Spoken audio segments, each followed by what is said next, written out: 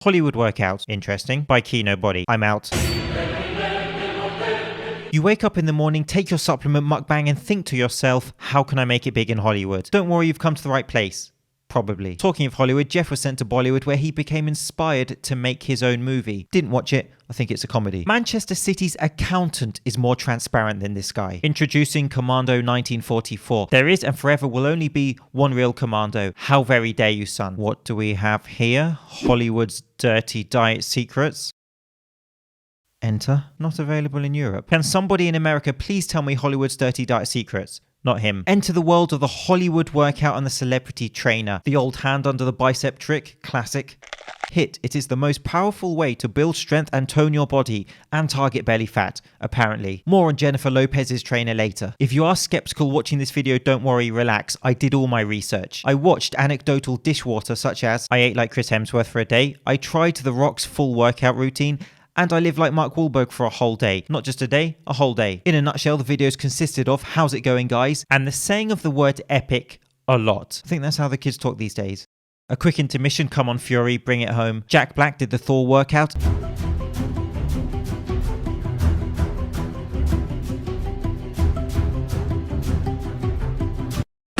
It was all in good fun and famous people commented, look at that. Internal rotation. And then with a touch of comedy but also a serious hat on, Jablinski recently made a video on his channel whereby he undertook kettlebell training in order to improve his health. Good on you, sir. Good on you. In a time of science denial, disinformation and misinformation, one of those two, it is more important than ever perhaps for visible people such as this to project the basic idea that exercise and nutrition can of course contribute towards good health and that body recomposition can of course be a positive factor in your life. Twist it to there. Yes. And then keep it like that? It rotates to be palm flat to the mirror. Okay. However it's projected, whether it's through comedy And if someone tries a fucking sneak attack from above, or another way, it really doesn't matter. Even the trainer's pinkies didn't distract me from the message. Hollywood destroyer, powerful Ricky Gervais is somebody who has also undergone positive health changes over recent years, where he's changed his body composition through nutrition and exercise. And he jokes about this in his stand-up. You know what's making you fat, don't you? He doesn't go, is it all the running? He knows what it... But I don't make judgments, okay, other than how they got fat. Again, with an important underlying message, fighting against the science denial in relation to health. I've only ever pointed out the fact that you get fat if you take in more calories than you burn off. That's simple science. I don't judge them in any other aspect of their life. Hollywood superstar Zac Efron has a YouTube channel which is very much fitness related, with videos such as Baywatch Abs with Alexandra Daddario, Gym Time with Zac Efron. 11 million views, hugely popular, trending video, didn't watch it. Based on their roles in the massively successful film Baywatch, didn't watch it. But at least I didn't review it without watching it, which leads me nicely to Chris Hemsworth's Center app. One of the Hemsworths, not this one, made a fitness related app which includes training, nutrition and interestingly meditation. And the Center app includes multiple trainers teaching multiple courses across multiple disciplines of training, nutrition and meditation, a mixture of physical and mental health within his app. And by the way, if you haven't seen it, this video shows how this man is not just a fitness hack, but also extremely ignorant when he made the statement that depression is a selfish man's disease in this rant. But I truly believe that depression is a selfish man's disease. Seemingly his ignorance is even worse than his fitness marketing. At the time that the app was released, Chris Hemsworth released a 30-second trailer montage with one of his trainers. Let's just say YouTubers did a right job on this one. A raft of YouTubers decided to review the app based on this free 30-second clip, because for sure that's a comprehensive way to analyze the app. Or they undertook my very favorite type of video.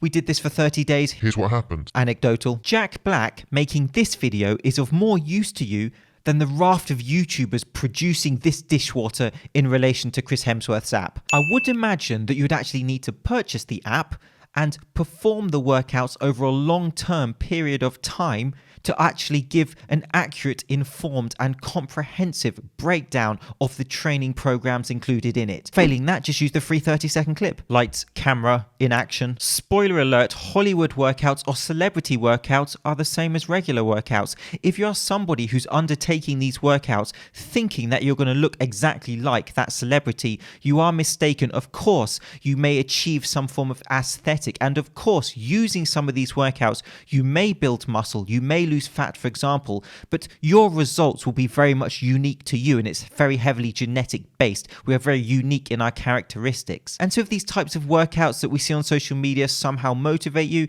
and they are effective in how they're programmed, of course you can do them, but just be realistic as to what you can achieve, and that you're not going to look exactly like that person because you do their workout.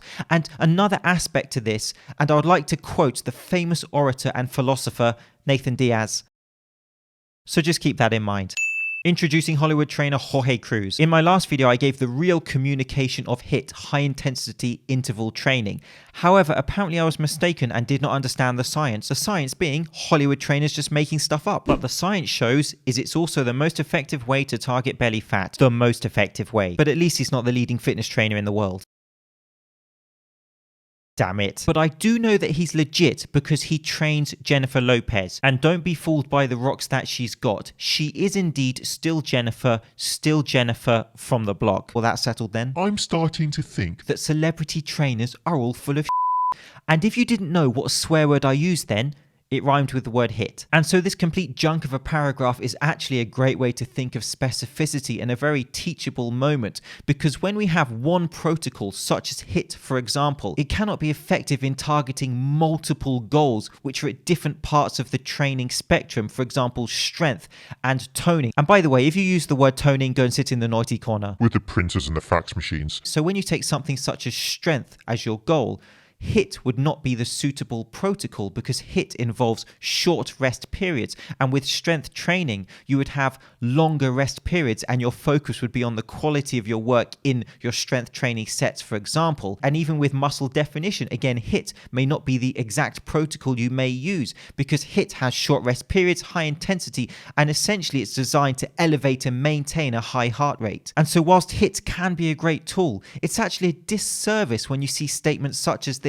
And this is very similar to what we see in the supplement industry. In the supplement industry, you'll see a supplement and there are multiple benefits given to that one supplement because that's more effective marketing. It sells better. And we see this with specific training protocols also. If you take one protocol like HIIT, for example, you cannot optimize for many different goals. When it comes to specificity, which is highly, highly important in your training, you are not going to achieve strength and muscle definition by doing HIIT in an optimal or effective manner. You're going to have to look at programming in different ways to achieve those goals. And at this point, you can imagine how much more nonsense I could project to you by the world's leading trainer, Hollywood celebrity trainer Jorge Cruz, who trains other celebrities that I know all about, including Kim Kardashian, Miley Cyrus and 50 Cent. But I got something better, Arnold Schwarzenegger and Sylvester Stallone. And you have no idea how long I've been practicing the name Schwarzenegger. And so I'm not going to joke about these guys. I'm a big fan of their movies. That montage at the end of the latest Rambo raised the old goosebumps on my skin. However, what I thought would be useful is when you see images of Arnold and Stallone now, you can see that they are lean, they're still training, they're still using resistance training, they're in good shape. And so people look at these images and think that's impressive, and of course it is. But there's something that came to my mind, and it's actually how we have to adapt our training as we age, as we move through the age groups. Now, these gentlemen who are in their 70s, for example, I can refer to Dr. Brad Schoenfeld, who has a very nice digestible post where he says that the older you become, essentially, the more you have to focus on recovery. After age 40, humans progressively lose muscle mass. Regular resistance training can reduce the loss. Elderly have impaired recovery. Resistance training frequency may need to be lower. The bottom line, the earlier you start, the better, but it's never too late to start. And so as you are getting into the older age groups, of course you can think about your recovery. You may need to manipulate some of the variables such as frequency, such as volume, such as your intensity. However, this is also applicable to other age groups, the younger people watching this, because you can also have one eye on longevity. In a roundabout way, even though with your training you may be pushing yourself hard. Of course, you may be pursuing new goals, whether that be strength training, athletic performance, whether that be muscle growth, whatever your specific goal is. Of course, you will be pushing hard for that, but you may also consider some balance within your training. Now, that may be incorporating other training variables into your macro cycle, for example, yoga, for example, mobility training, perhaps some form of muscle balance work. There are many examples that we could branch off into. However, my key point is this, that although, yes, we may focus on what we're training on now, it's also good to think about the long term over many years, maintaining that good level of health and fitness over the course of many years. And so I thought that would just be an interesting segue to leave you with. Finished.